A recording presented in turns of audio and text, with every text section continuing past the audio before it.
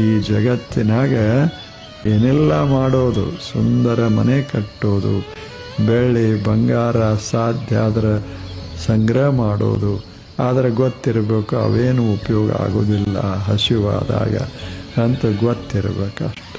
4 ರೊಟ್ಟಿ ತಗೊಂಡು ನೀವು ಪ್ರವಾಸ ಮಾಡ್ರಿ, ನಿಮಗೆ ಭಯನೇ ಇರೋದಿಲ್ಲ.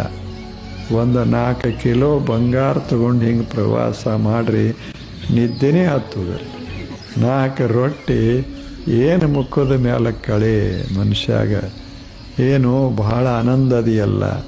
ಅವ ಹೇಳ್ತಾನೆ, ಈಗ ಗೊತ್ತಾಗೋದಿಲ್ಲ ನಿನಗೆ ನನ್ನ ಆನಂದ ಎಲ್ಲದ ಅನ್ನೋದು, ನಿನಗೆ ಈಗ ಗೊತ್ತಾಗೋದಿಲ್ಲ. ನನ್ನ ಆನಂದ ನನ್ನ ಹೆಗಲ ಮ್ಯಾಲದ. ಅವಾಗ ಆಶ್ಚರ್ಯ ಆಯ್ತು, ಏನದ ಹೆಗಲ ಮ್ಯಾಗ? 10 ರೊಟ್ಟಿ ಅದಾವ. ಅದ್ಯಾವ ರೊಟ್ಟಿಯೋ ಅದ್ರಾಗ ಏನದ ಅಂದ. ಈಗ ಗೊತ್ತಾಗೋದಿಲ್ಲ, 12 ಗಂಟೆಗೆ ಗೊತ್ತಾಗತ್ತೆ. ಹೌದಲ್ಲ ಹೇಳಿ? ಈಗ ಹೆಂಗೆ ಗೊತ್ತಾಗ್ತದೆ? ಹಸಿವಾದಾಗ ಅನ್ನದಲ್ಲಿ ದೇವದರ್ಶನ ಆಗ್ತದೆ.